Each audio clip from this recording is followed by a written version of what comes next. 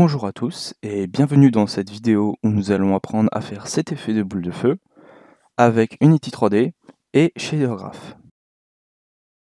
Avant de commencer, nous devons regarder si URP est bien installé.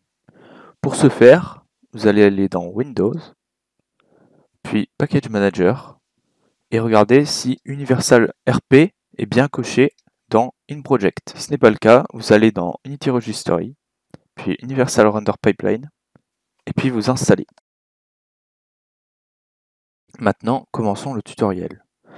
Allez dans Project, puis faites clic droit, Create, puis Shader Graph, sélectionnez URP, et là on va créer un Lit Shader Graph, que on va appeler Fireball. Vous pouvez l'appeler bien sûr comme vous le souhaitez. Puis on va créer un Material, en faisant clic droit sur Fireball, Create, Material, afin que celui-ci utilise bien le Shader Graph. Si vous voulez convertir un matériel déjà existant, vous pouvez aller en haut à droite, Shader, là, aller et rechercher Fireball. Maintenant, nous allons créer le shader. Donc première étape, créer une texture de noise qui va bouger sur l'objet. Donc déjà, on va ouvrir le shader graph Fireball. Vous voyez qu'il y a plusieurs paramètres. Et on va faire donc clic droit, Create Node. Et là, on va mettre Noise, Simple Noise. On va mettre pour l'instant une taille de 20 et on va le brancher à la base color. Et là, on peut voir qu'une texture de noise est bien sur la serre. Néanmoins, elle est un peu moche et elle ne bouge pas, donc ce n'est pas du tout ce que l'on veut. C'est pour ça qu'il va falloir rajouter d'autres nodes afin de customiser cette texture de noise. Donc, on va donc créer deux paramètres, un type de vector 2 qu'on va appeler speed, noise speed 1. Voilà. Et un autre que l'on va appeler scale, noise scale 1. Le noise scale, on va le mettre du coup à 20. Voilà. Tac. Puis on va rajouter une node UV, une node add, donc une addition en fait. Donc on va ajouter les UV.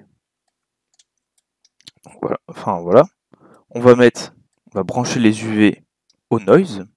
Puis on va ajouter une node de temps, time, que l'on va multiplier par notre node de speed, hop, voilà, que l'on va ajouter aux UV. Maintenant, il faut définir la speed de la noise. Donc du coup, on va mettre 0,1 et 0,2. Voilà, on va mettre une vitesse très basse pour l'instant. Et maintenant, notre noise bouge. Désormais, nous allons améliorer donc ce noise. Donc on va décaler ceci. On va réduire, non, on va laisser à 20 la scale. Et on va ajouter du coup un deuxième noise qui va permettre d'avoir une texture un peu mieux. Donc simple noise. Et on va créer donc deux nouveaux paramètres qui vont être noise speed 2 et noise scale 2. Hop. Noise scale 2, on va le brancher ici. Et donc noise scale 2, on va lui mettre une scale plus élevée. Donc on va mettre par exemple 40. On va brancher donc, hop, voilà. On va faire un nouveau multiply de temps. Et on va multiplier donc le temps par la noise speed 2. Hop. Et que l'on va ajouter du coup aux UV, toujours. Tac. Et voilà. Ici, on va mettre une vitesse négative, donc moins 0.3, non, moins 0.3, ou 0.4 même, ouais. Et moins 2,5, enfin moins 0,25 plutôt, voilà. Hop. Et vous voyez qu'on a deux textures de noise. Ces deux textures, on va désormais les ajouter. Donc, add. Et on va les diviser par 2. Ce qui nous permet d'avoir donc ces deux noises qui sont en même temps. Et vous voyez que cette texture est beaucoup plus détaillée. On va brancher ça là. Et même avant, on va rajouter un petit effet parce que vous voyez que c'est un peu brouillon, qui s'appelle un effet de posterize, qui va en fait faire, vous allez voir, en fait, voilà, tout simplement. On va mettre 5 couches, et voilà. Vous voyez que c'est déjà plus beau. Maintenant, passons à la couleur. Donc on va ajouter un paramètre de couleur, donc main color, et second color, et il faut que ces deux couleurs soient de type HDR. Hop. Donc on va mettre que la main color, on va la mettre un peu blanche, et on va mettre la deuxième un peu plus, voilà, comme ça. Hop, de toute façon on pourra changer après. On va augmenter l'intensité aussi, on va mettre à 1. Voilà. Maintenant, donc comment ajouter de la couleur à ça? On va tout simplement multiplier la texture qui est créée, enfin la couleur qui est créée, parce qu'en fait c'est une couleur qui sort. On va multiplier la couleur par notre couleur à nous. Et vous voyez que elle est bien affectée. Donc maintenant on a notre couleur. Et vous voyez que si jamais je change la couleur, ça change.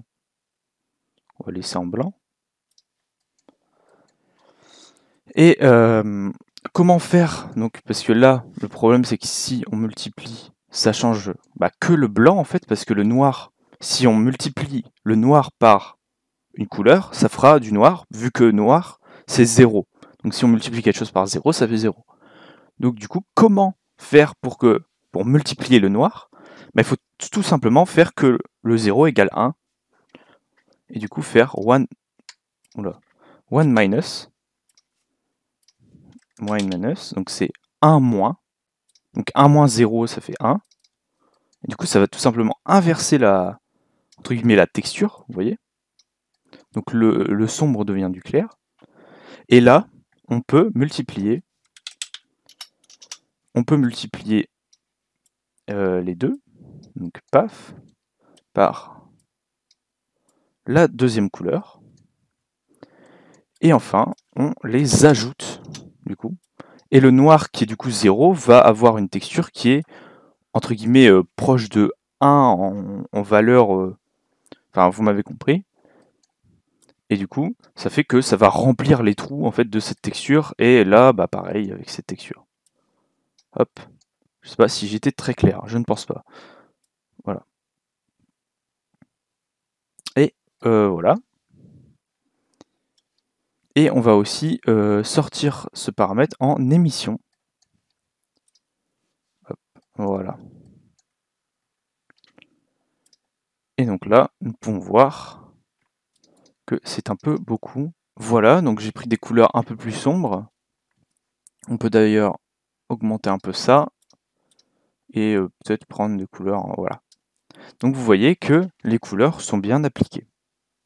Maintenant, dernière étape, faire l'effet de petits trucs qui bougent sur les côtés. Donc en fait, c'est tout simplement un déplacement de vertice sur les côtés. Donc, comment faire ça? Donc, on va retourner dans Shade Graph.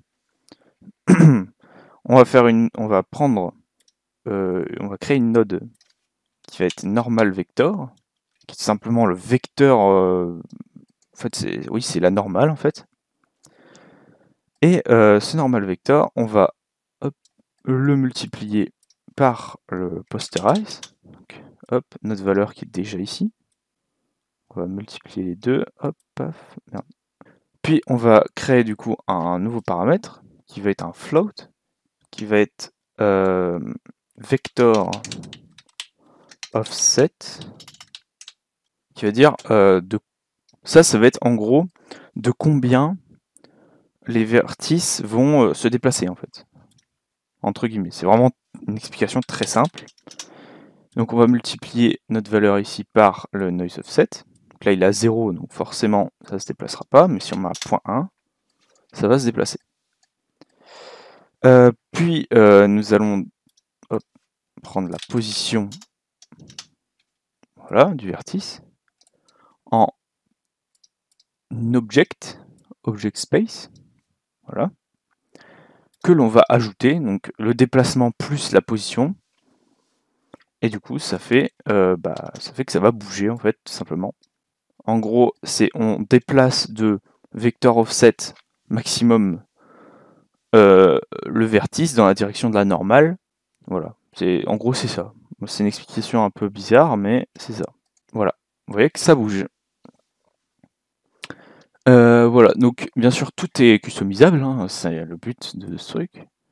C'est-à-dire qu'on peut augmenter la taille de la noise, et voilà, pour avoir un effet un peu plus comme ça. Baisser la vitesse, par exemple mettre à 0.15 pour avoir un truc un peu plus lent. Et voilà. Si vous voulez un effet plus smooth sur le déplacement des vertices, vous pouvez non pas multiplier la normale à l'effet de posterize, mais à la valeur d'avant. Et du coup, ça fera un déplacement plus smooth, parce que sinon, ça fait un déplacement un peu, entre guillemets, saccadé. Et voilà, j'espère que ce petit tuto vous aura plu, que vous avez appris quelques petites choses sur les shader graph. N'hésitez pas à vous exprimer, que ce soit en pouce bleu, pouce rouge ou en commentaire, et je vous dis à la prochaine pour un nouvel épisode. Allez, à plus.